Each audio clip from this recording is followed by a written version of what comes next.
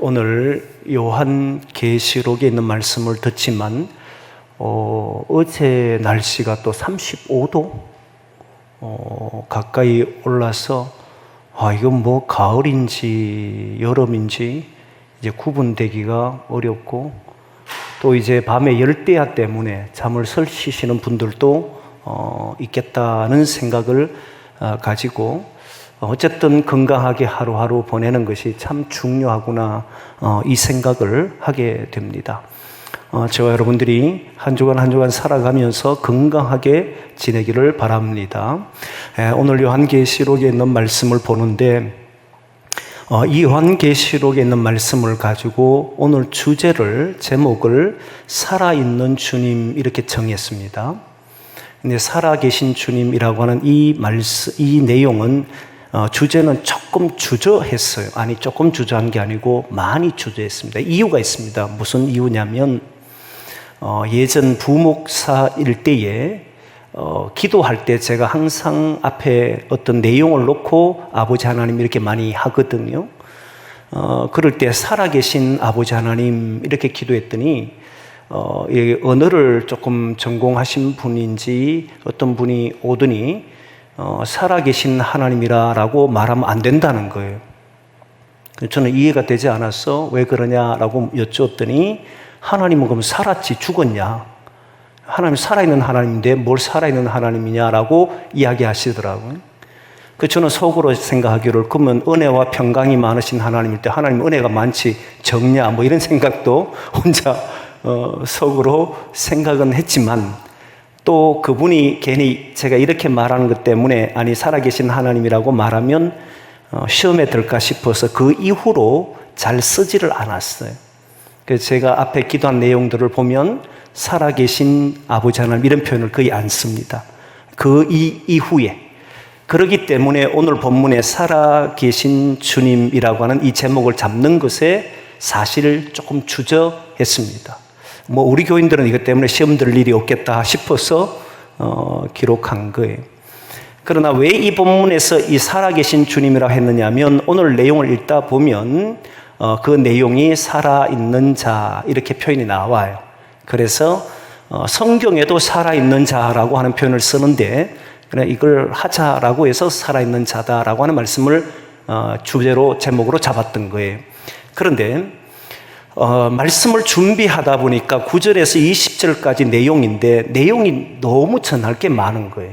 그래서 이거를 두 번에 걸쳐서 전하려고 합니다. 살아계신 주님과 그리고 그분이 하신 말씀들은 내용은 이제 다음 주에 하도록 하고, 이 말씀을 전하기 전에 사도 요한이 어떤 이야기를 했는지 그 이야기를 가지고 말씀을 나누려고 합니다. 오늘 본문에 보니까 이 편지는 누가 썼느냐면 사도 요한이 썼습니다.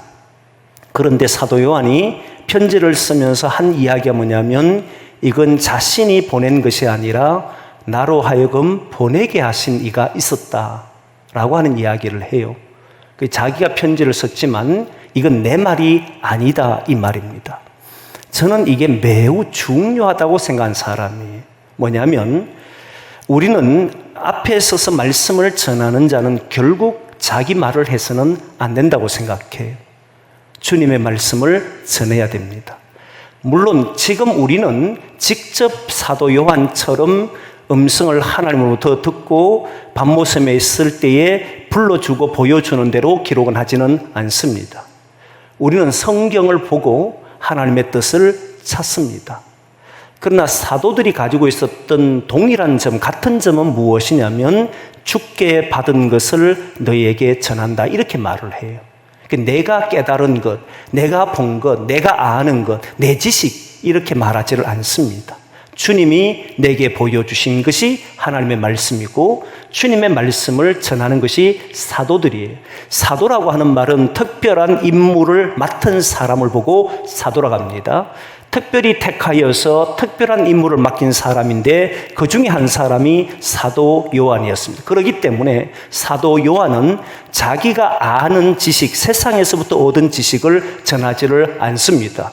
왜냐하면 그는 지금 전하는 복음이 자신이 경험해보지 못한 것을 전하게 되어 있습니다. 자신도 본 적이 없고 경험한 적이 없는 내용을 누구나 말할 수는 없어요. 인간이 누군가에 전할 때는 들었던 말씀과 경험했던 말씀, 내 눈으로 본 것을 전할 수밖에 없습니다. 그런데 요한계시록은 하나님께서 하실 일들, 그리고 예수 그리스도께서 앞으로 하실 미래의 일들을 지금 요한을 통해서 7교회에게 보내는 편지이기 때문에 이건 자기가 아는 지식의 범위 안에서 전할 수 있는 내용은 아니었습니다. 그렇기 때문에 그는 앞에 분명히 적기를 내가 보낸 것이 아니라 나를 보내라고, 이 편지를 보내라고 하신 네가 있다라고 하는 말씀을 했습니다. 저는 이 생각을 가지고 보면 바울도 똑같은 이야기합니다. 고린도전서 15장 1절에서 3절에 그 내용이 나오는데 한번 보겠습니다. 고린도전서 15장 1절에서 3절입니다. 같이 봅니다. 시작.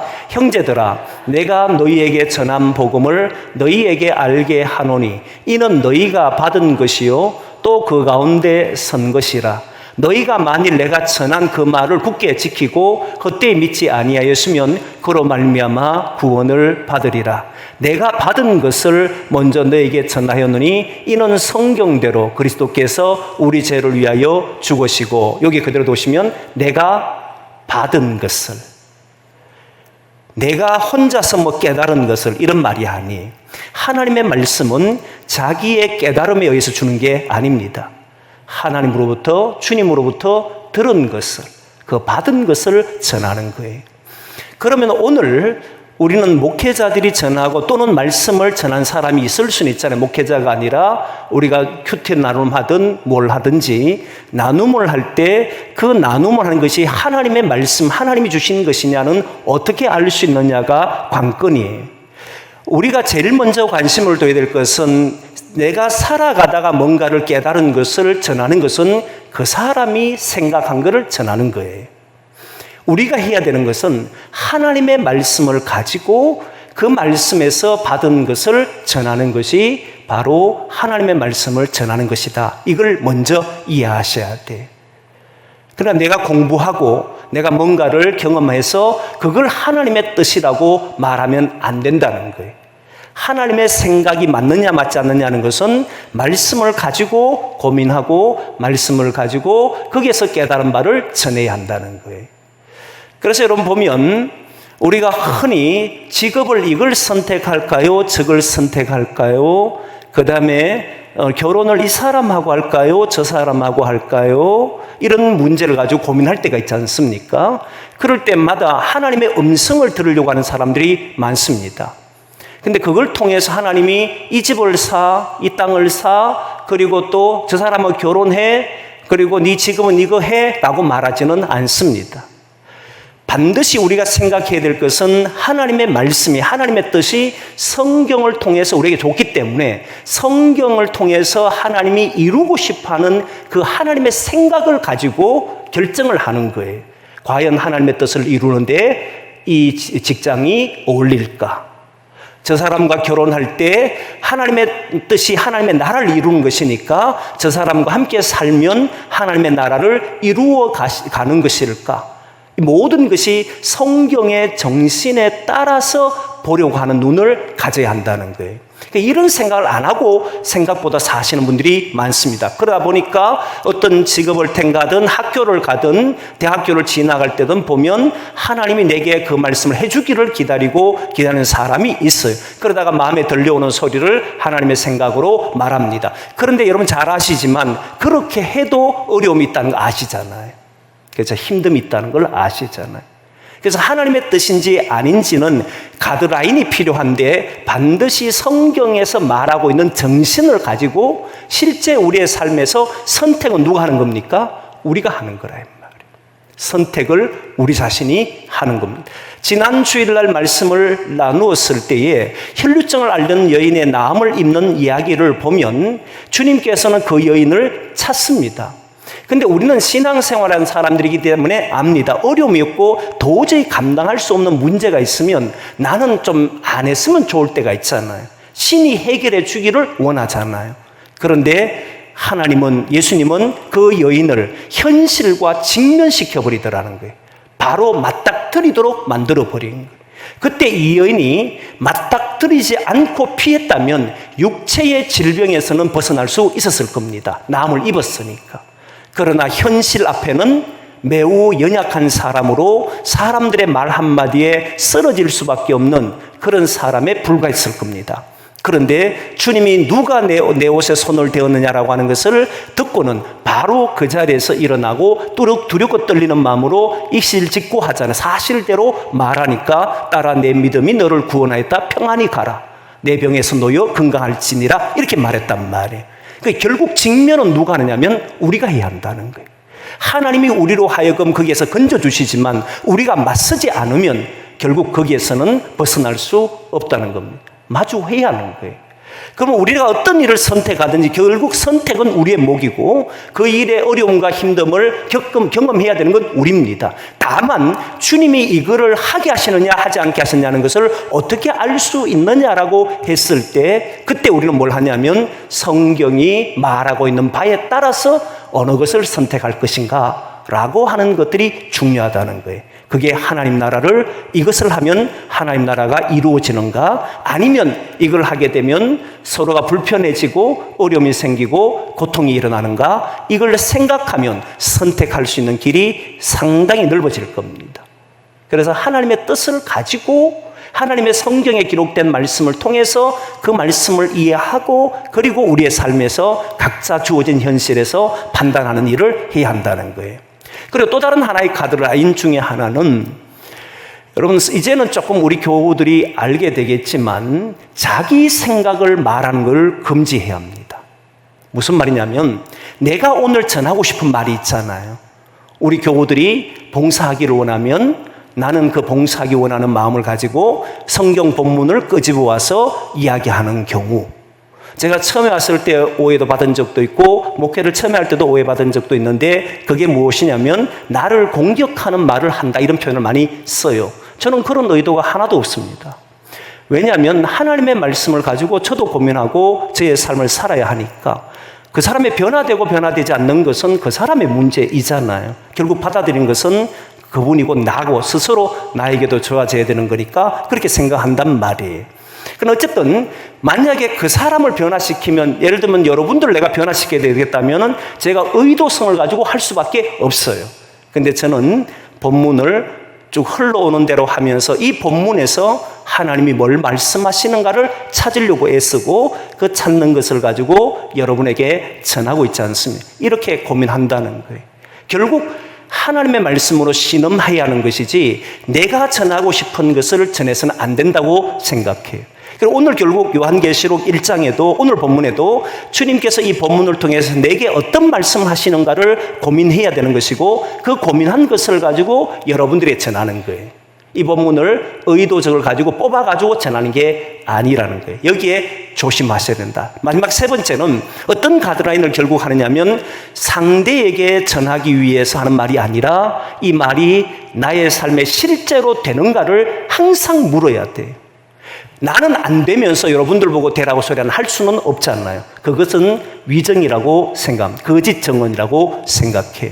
그래서 하나님께서 이 말씀을 내게 주었을 때 나는 이게 옳은가? 정말 내 삶에서 이게 맞는가? 끊임없이 반문을 하고 그게 허락이 되고 맞다라고 하면 여러분들에게 담대하게 전하는 것이 되어야 한다는 거예요. 이 정도 가드라인을 갖고 말씀을 보게 되면 잘못된 자기 개인의 생각을 가지고 전하지 않을 수 있다는 것이 분명해요. 그래서 우리 교우들도 혹시 하나님 말씀 가지고 누군가에 전할 일이 생기면 언제나 말씀을 통해서 깨달으려고 하고 그리고 그 말씀일 때 내가 이것을 뭔가를 이루기 위해서 주제를 정하는 것이 아니고 말씀 속에서 답을 찾아보려고 하시고 남에게 전하려고 하지 말고 자기가 그렇게 살 수 있는지를 고민하신다면 결코 잘못된 해석은 하지 않을 수 있다라고 저는 생각을 해요. 그런 입장에서 보는 거예요.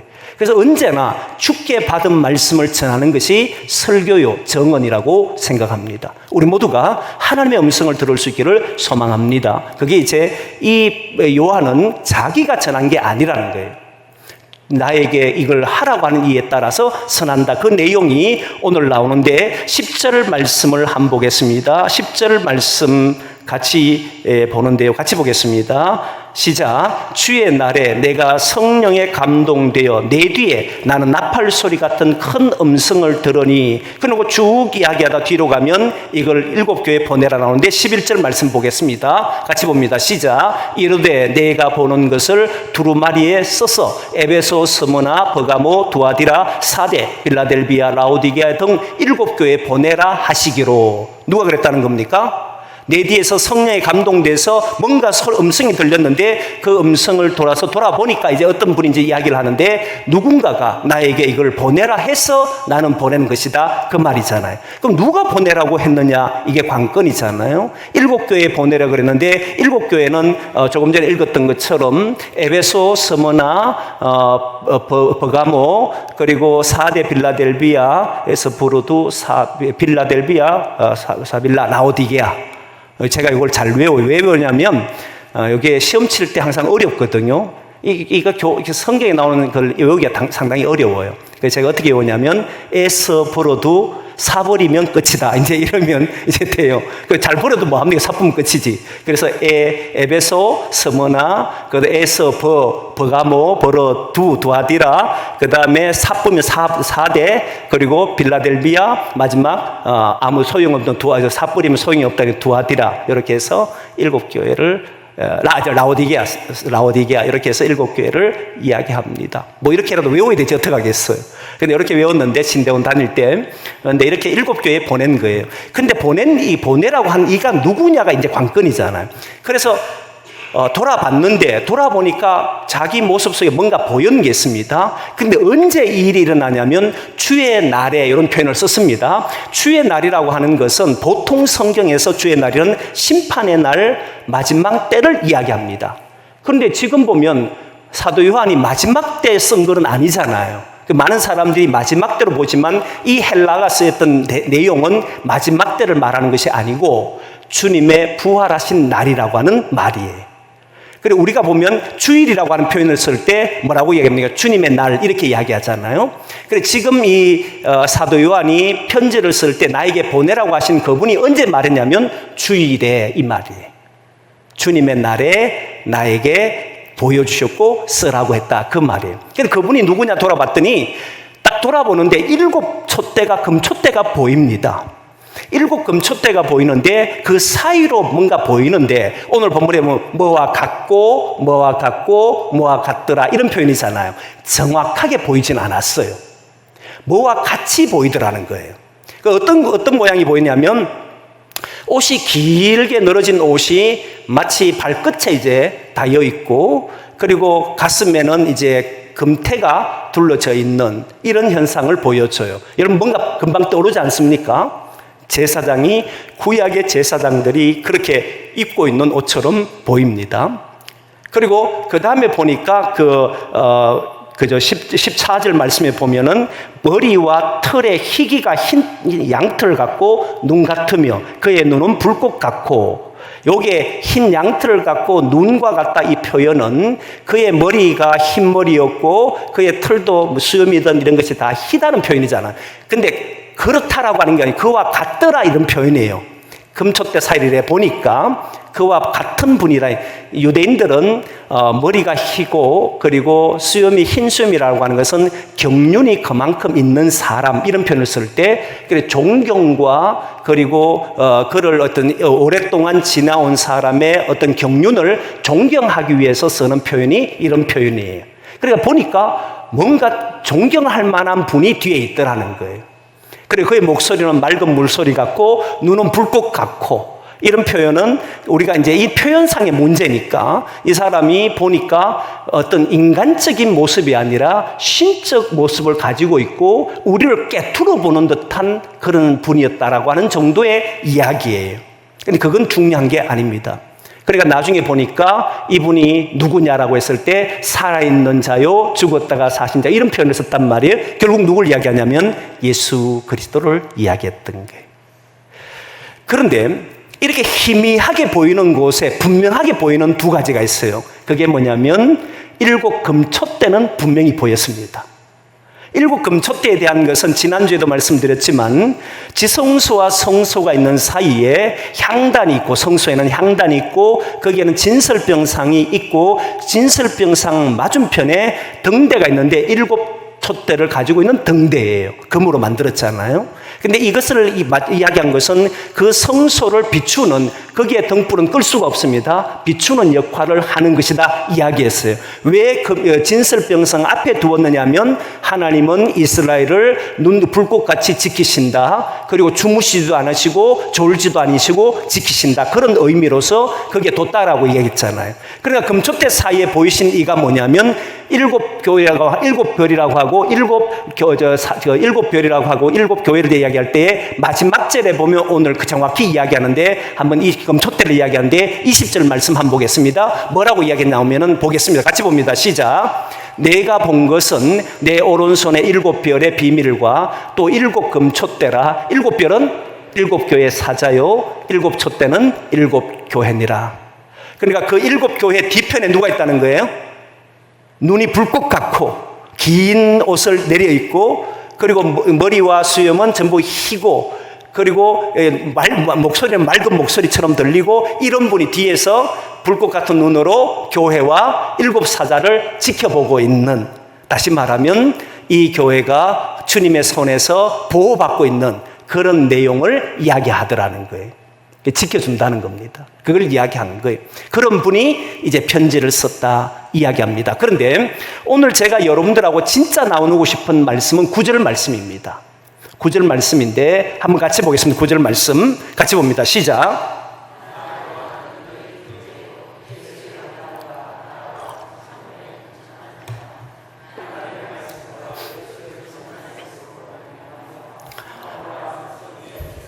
아멘. 자, 여기에 보면 사도 요한이 밤모섬에 갇혀 있는 이유에 대해서 이야기하고 있어요. 그 이유가 뭐냐면 하나님의 말씀과 예수를 전함으로 이렇게 되어 있습니다. 하나님의 말씀과 예수를 전했기 때문에 밤모섬에 갇혔다는 거예요. 여러분 이상하지 않나요? 왜 예수님을 전하고 하나님 말씀을 전하는데 이렇게 갇히는 삶을 살까? 여러분 보통 보면 가두고 섬에 가둬버리고 감옥에 가둔다는 것은 정치범이나 어떤 사회에 어떤 위력을 가해서 나라 전체가 문제가 되거나 이런 사람을 가두는 거잖아요. 그것도 섬에 유배시킬 정도면 대단히 위험한 인물을 보내는 거잖아요. 근데 사도 요한이 데모를 했습니까? 정치적 선동을 했습니까? 아니면 군중을 모아서 대항을 했습니까? 없어요. 근데 지금까지 기독 역사를 보면 항상 기독교인들이 핍박을 받았어요. 여러분 이해가 됩니까? 선교사님들이 한국에 들어와서 선교하는데 의료뿐만 아니라 교육도 도와줬단 말이에요. 그런데 순교는 누가 당하느냐면 기독인들이 당했어요. 이유가 뭔가? 이게 너무 궁금하지 않습니까? 이유가 뭐냐라고 했을 때 저는 두 가지로 봅니다. 그 중에 하나가 무엇이냐면 유대교는 유일신을 믿는 종교입니다. 유일신을 믿는 종교도 유대교도 여러분 잘 아시지만 큰 핍박 속에 살았던 적이 있어요. 이유가 뭐냐면 그 당시는 종교가 많았습니다. 다종교였습니다. 이해되죠, 여러분? 우리 사회도 다종교예요. 우리나라도 다종교였습니다. 그런데 당시에는 다종교였고 오직 유일하게 핍박을 받았던 유대교는 아직 기독교가 생기기 전의 이야기입니다. 유대교는 바로 유일신을 믿었기 때문에 다종교 속에서 유일신만 믿는 사람이 있으면 사람들은 모함을 하게 되어 있습니다. 그래서 나라가 조금만 어려우면 유일신을 믿고 있는 유대교를 이제 함정에 빠뜨려서 어려움을 겪게 했어요. 다른 종교를 받아들이지 않으니까. 유대교 나만 옳다 이러고 다른 종교는 다 거짓이라고 이야기하고 다른 종교들은 다 다른 사람들이 이방인으로 취급해 버리니까 미움의 대상이 될 수밖에 없습니다. 그런데 왜 기독교는 미움의 대상이 되느냐 하는 문제가 있잖아요. 기독교는 유대교보다 좀 더 독특합니다. 그런데 유대교는요, 전도는 안 해요. 유대교는 이방인들이 자기한테 들어오는 걸 좋아하지 않습니다. 철저하게 자기들만이 선민이고 하나님 택한 백성이다 이렇게 생각하고 살았던 거예요. 그런데 기독교는 오직 예수만이 구원이라고 이야기한 겁니다. 이게 기독교가 핍박을 받을 수밖에 없는 일들이 돼버린 거예요. 여러분, 기독교가 예수만이 구원자라고 하는 이 말은 통치는 로마가 하고 있단 말입니다. 그러면 로마가 이들에게 밥을 주고 삶을 주고 생명을 준단 말이에요. 그런데 기독교가 들어와서 우리가 구원받는 것은 로마도 아니요 황제도 아니요 오직 예수만입니다 라고 이야기하고, 다른 종교에 있는 다른 신앙을 갖고 있는 다른 사람도 전부 어디로 데려오려고 하냐면 기독교 안으로 데려오려고 합니다. 그럼 어떤 일이 벌어지냐면 다른 종교에서 난리가 나요. 그리고 로마 황제들도 난리 납니다.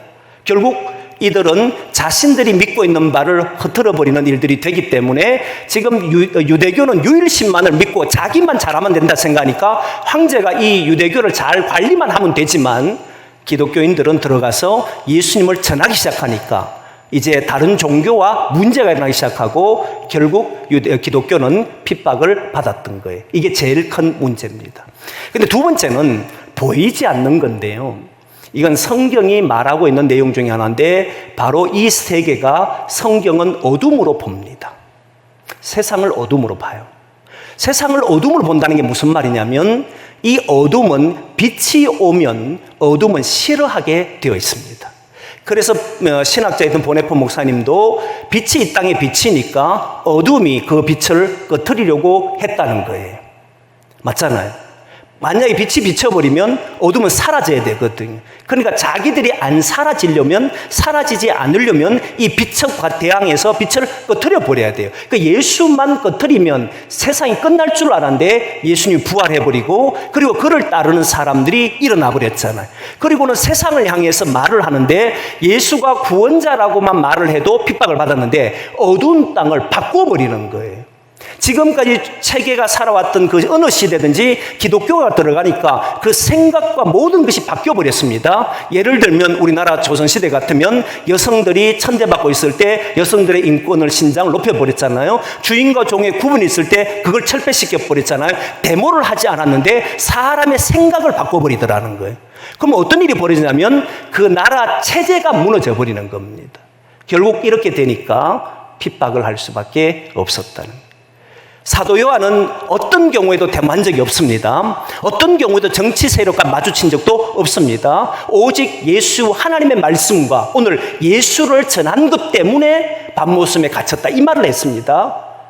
내가 로마 황제를 무너뜨리려고 했더니 로마 황제가 나를 가두었다, 이런 말 하지 않아요. 오직 하나님의 말씀, 그리고 오직 예수 그리스도를 전하는 것 때문에 나는 갇혔습니다, 이 표현을 썼던 거예요. 여전히 우리는 이런 어려움을 겪고 있습니다. 예수 믿는 사람들은 다른 믿지 않는 사람에게 복음을 전해야 하고, 그리고 현재 살아가는 삶의 가치가 아니라는 걸 증언해내야 되기 때문에 그렇게 살면 어려움을 당하게 되어 있습니다.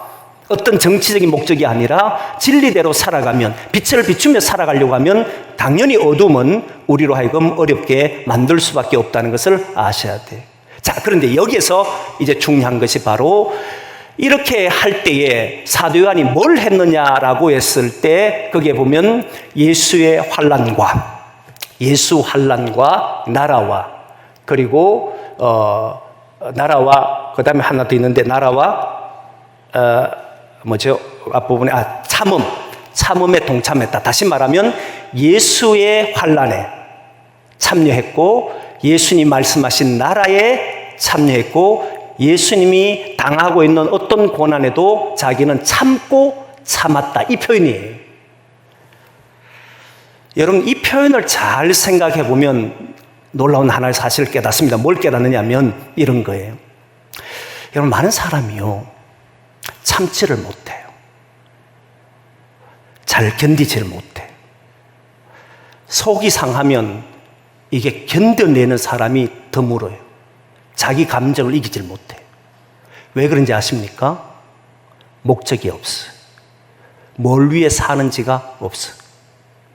가정을 꾸렸는데 가정을 만든 이유가 없잖아요. 못 견딥니다. 자식이 말을 안 들으면 속이 다 뒤집어져 버려요. 아내가 말을 안 들으면 견뎌내질 못해요. 남편이 속상하게 하면 참지를 못해요. 못 참습니다. 왜 만들었는지가 없기 때문에, 뭘 위해서 살아가는지가 없기 때문에. 목적과 목표가 없는 사람은 힘듦만 오면 견뎌내질 못합니다. 경제적인 힘듦이 와도 그렇고, 내게 가장 사랑하는 사람이 나에게 아픔을 줘도 그렇고, 주변의 사람들이 나를 괴롭혀도 못 견뎌냅니다. 이게 인간이에요. 그러면 목적을 가지고 목표를 가지면 견딜 수 있는가 하는 문제가 생기잖아요. 견딥니다. 하지만 성경과는 다릅니다. 무슨 이야기냐면, 사람이요, 내가 어디를 가겠다, 고지가 저기라 정해놓고 나는 그 길을 향해 가겠다 이러면 어려움도 이겨낼 수 있다고 생각해요. 실제로 이겨냅니다. 자기의 실력을 얼마만큼 키워내겠다 이러면 힘들어도 한번 도전해봐요. 해보려고 하잖아요. 그런데 여기에는 치명적인 약점이 있습니다. 뭔지 아십니까? 누가 방해하면 못 견딥니다. 그러니까 내가 가려고 하는데 다리가 힘이 들어, 그 다음에 몸이 아파, 그러면 그걸 견디는 건 견뎌요. 그런데 그걸 방해하는 누군가가 있잖아요. 누군가가 나를 저리로 가는데 다른 데 끌고 가잖아요. 못 견딥니다. 내가, 우리 교회가, 우리 가정이 이걸 하기 위해서 막 모여가 하고 있는데 내가 원하는 대로 이렇게 하면 된다고 생각하는데 누가 와서 방해를 해버려요? 그러면 못 견딥니다. 그리고 참지를 못해. 거기에는 다툼이 일어납니다. 그래서 다 깨져버려요. 무슨 말 이해돼요, 여러분? 목적이 있다고 다 참는 게 아니라는 거예요. 목적이 있으면 참을 수는 있는데, 그래도 누군가가 그 목적을 방해해버리면 그 사람이 누구든 간에 싸웁니다. 못 참습니다. 그게 인간이라. 그런데 사도 요한은 기가 막힌 거예요. 사도 요한은 왜 참느냐면, 자기가 이루고 싶은 목적이 없어요. 이 사람은 주님이 이루고 싶어하는 것을 위해 걸어가는 거예요. 그래서 주님의 환난, 주님의 나라, 그리고 마지막에 된 게 참음, 이 표현을 썼어요. 주님의 참음. 그러니까 자기가 참는 이유가 뭐냐면, 내가 이루고 싶어하는 그런 곳, 내가 원하는 그런 곳을 위해서 참는 게 아니에요. 주님이 내게 보여주신 것을 이루기 위해서 자기는 걸어가는 거예요. 그랬더니 누가 참느냐면 주님이 참고 계셔요. 조롱과 멸시를 받아도 주님이 참는데 내가 뭐라고? 주님이 보시는 나라가 하나님의 나라예요. 사람은요, 자기가 원하는 것을 정해놔도 그게 이루어지기를 방해하는 사람, 아까 좀 전에 못 참는다 했잖아요. 그리고 실제로 그게 이루어질지 안 이루어질지 모르기 때문에 더 참기가 어려워져요. 그런데 예수님이 이루신 나라는 분명하거든. 분명하거든. 그러니까 참는 거예요. 그 다음에 주님이 걸어가시면서 겪었던 환난들 있잖아요. 돌 던짐 받기도 하고 침뱉음 받기도 하고 수많은 어려움들이 있을 때에도 예수님은 조롱 있고 세리와 죄인들의 친구다 이런 소리를 들어도 예수님은 다 견뎌냈어요. 그러니까 사도 요한은 누구를 따라가느냐면 예수님이 가신 그 길을 따라가요. 내가 원하는 목적이 아니에요. 내가 이루고 싶은 곳이 아니에요. 내가 설정해 놓은 그곳에 가기 위함이 아니에요. 그러면 사람이 방해하거나 누군가 나를 힘들게 하면 그 사람과 목숨 걸고 싸워야 되는 거잖아요. 그런데 사도 요한은 주님이 가신 그 길을 따라 걷는 사람이었다는, 그러니까 참는다는, 그러니까 견뎌낸다는. 여러분, 이렇게 한번 살아보시면 좋을 것 같아요. 여러분들이 주님이 우리에게 주시려고 하는 세상이 어느 게 지금 보입니까? 주님은 우리에게 보여주셨어요. 눈물이 없고 아픔이 없는 곳이라는 것을. 그리고 그것은 주님이 부활하심으로 일어난다는 확신을 우리에게 주셨습니다. 그리고 거기에는 환난과 어떤 고난과 아픔도 견뎌야 된다는 것을 우리에게 보여주셨어요. 이게 확실하다면 참지 않겠습니까? 견디지 않겠어요? 자기 감정을 드러내지는 않겠지요. 자기 감정을 드러낸다는 것은 두 가지입니다. 하나는 아예 자기가 사는 목적이 없든지 아니면 자기가 설정해 놓은 곳으로만 가려고 하기 때문에 그렇습니다. 만약에 주님이 가시려고 하는 그 길로 가면 여러분 인내할 것이고 거기에서 주님 나라를 바라보고 참아낼 겁니다. 이거는 모든 삶에서 적용될 겁니다. 여러분의 가정에 돌아가서 만약 여러분의 가정이 주님이 원하시는 나라를 만들려고 해보면 여러분 속 썩인 사람 많습니다. 생각보다 많을 거예요. 그런데 거기에서 주님을 생각하니까 이 집에 구원이 일어나려고 하면 내가 주님이 원하신 나라가 이루어지려고 하면 내가 여기에서 무엇을 해야 할까? 답을 찾게 될 겁니다. 그렇지 않겠습니까?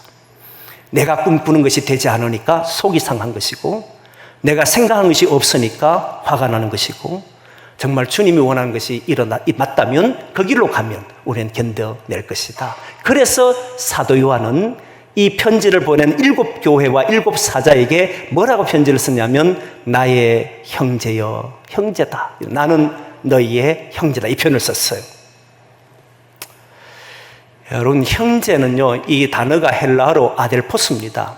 왜 아델포스를 내가 기억을 잘하냐면 제 이메일 아이디가 아델포스예요. 그러니까 워낙 잘 알지. 아델포스는 형제란 뜻입니다.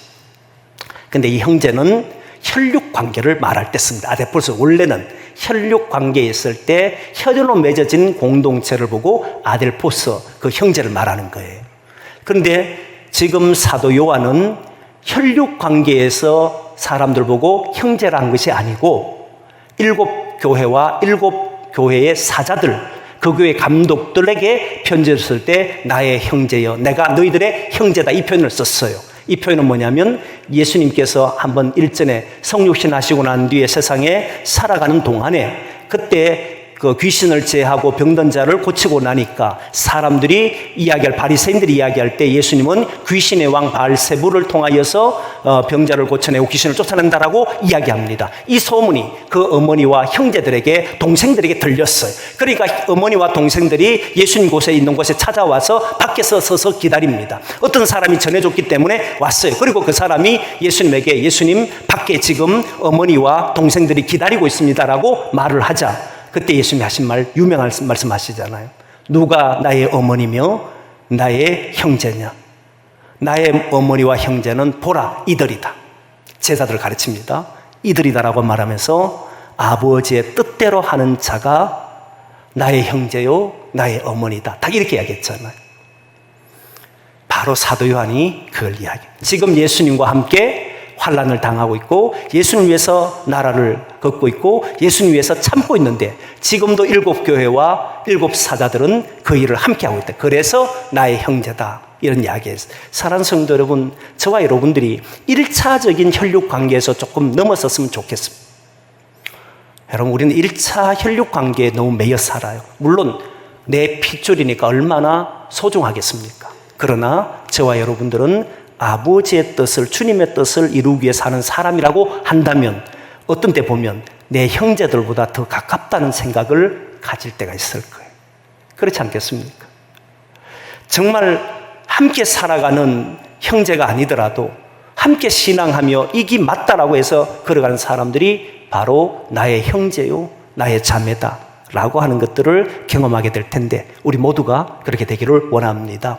다시 한 번 더 사도 요한이 썼던 내용 중에 정말 기억해야 되는 것은 우리가 살아가면서 어디에 동참하고 어떤 목적을 가지고 사는지를 보시면 좋겠어요. 주님이 정말 우리에게 주려고 하는 그 나라인가? 주님이 겪고 있는 그 환난을 나는 겪으려고 하는가?